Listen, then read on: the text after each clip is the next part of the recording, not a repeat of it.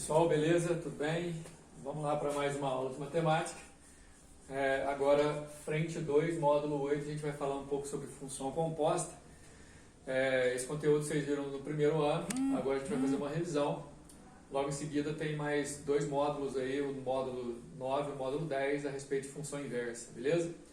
Então, vamos fazer o seguinte, a gente precisa combinar para vocês prestarem bastante atenção, porque eu resolvi, desde o vídeo anterior, colocar a explicação em forma de exercício, basicamente o que o objetivo recomenda a gente fazer em sala de aula, certo? Os exercícios são bastante abrangentes. Basicamente, todo o começo de módulo tem um exercício que acaba explicando todo o conteúdo de forma básica, e depois alguns exercícios que vêm colocar um pouco mais de dificuldade para quem tenta resolver.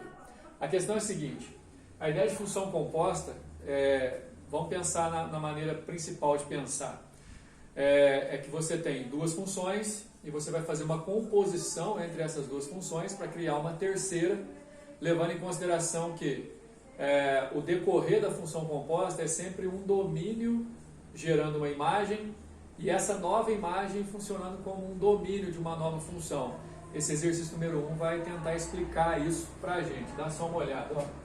Tenho três conjuntos: conjunto A, elementos 1 e 2, conjunto B, elementos 5 e 8, elementos do conjunto C, 9 e 15. Repara o seguinte: na aula anterior a gente tentou aqui fazer uma linguagem de domínio para contradomínio quando a função é definida, e essa linguagem ainda merece muita atenção para quem vai fazer o exercício. Dá só uma olhada. Eu tenho três funções que o exercício número 1 dá. Essas três funções vão acabar gerando o que a gente chama de função composta. Dá só uma olhada. Na função f eu tenho o a como domínio e o b como contradomínio.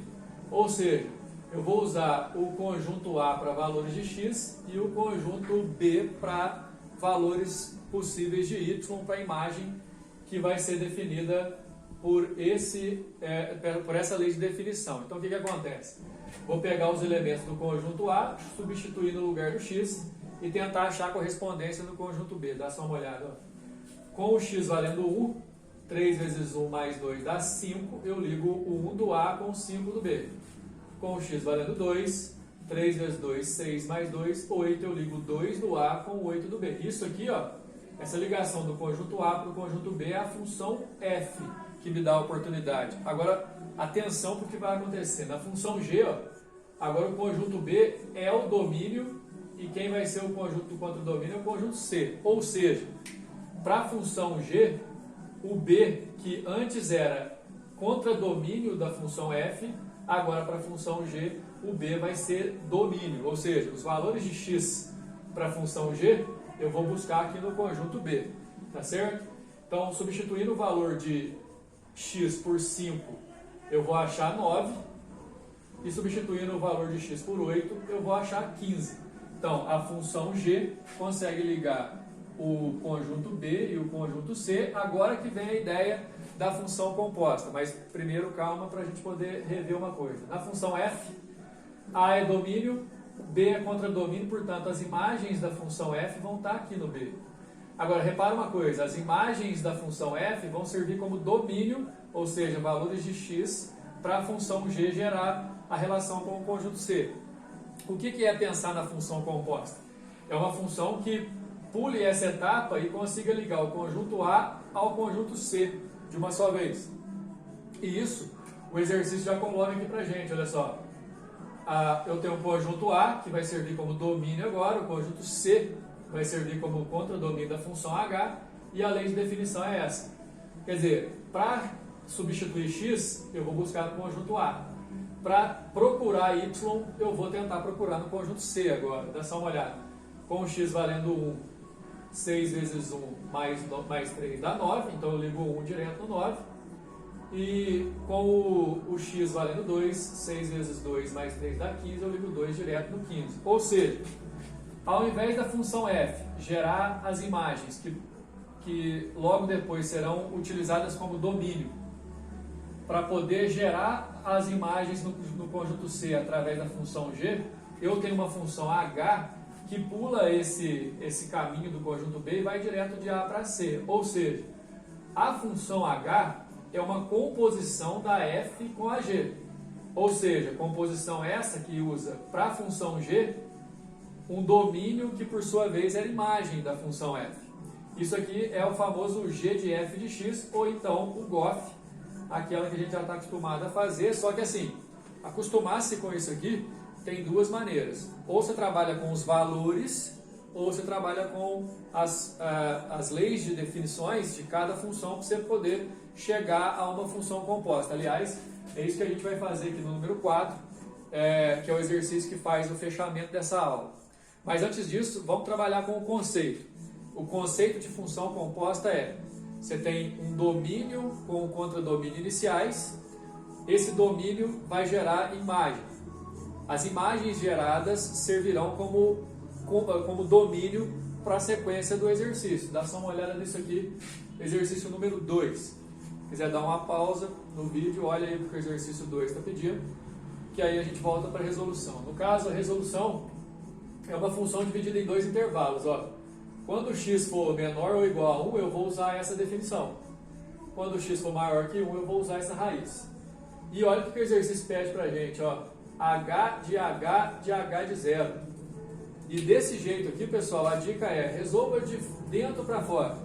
Começa aqui, ó. H de zero. Como é que eu calculo quando x vale zero na função H? Você tem que lembrar que essa função desse exercício tem duas condições. O zero é menor que 1, então eu vou substituir nessa função, a que eu já fiz. Se substituir zero no lugar do x aqui, vai dar 2 elevado a 1, que é 2. Ou seja, esse 2 é o valor que substitui o h de zero. Imagina você, então, acompanha, se você quiser escrever no caderno, fica h de h e nesse lugar aqui eu vou colocar o 2, ou seja, fica h de 2. Aí, continuando a resolver de dentro para fora, eu tenho que resolver o h de 2.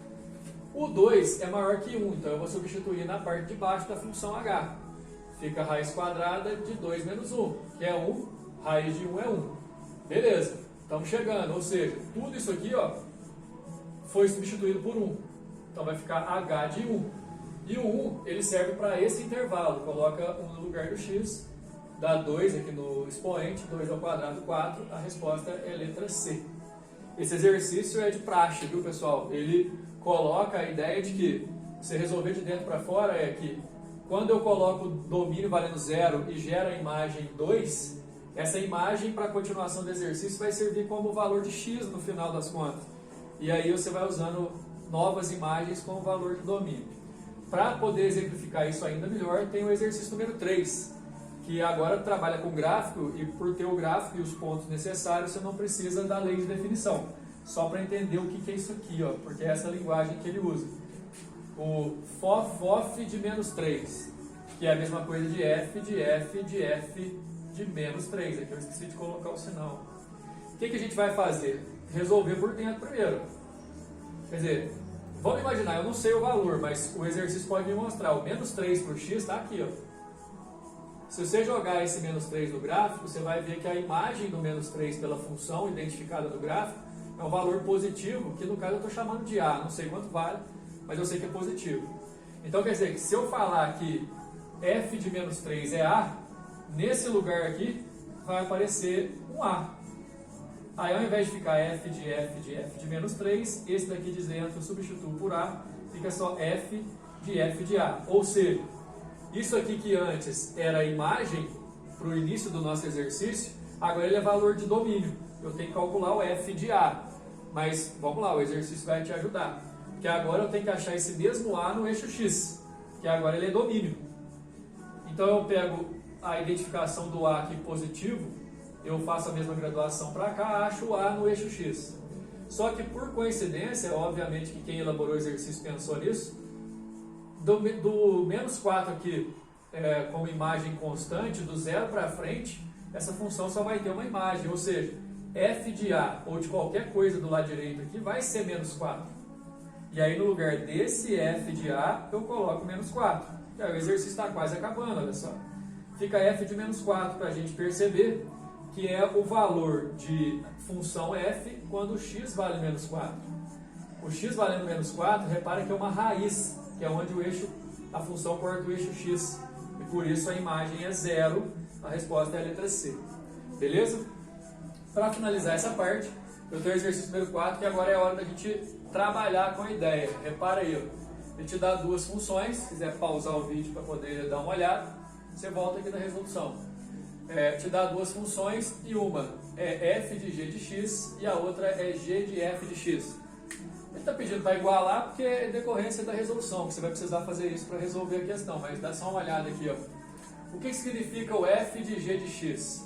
É no lugar do x do f aqui, ó, você colocar o g. Dá só uma olhada que eu fiz.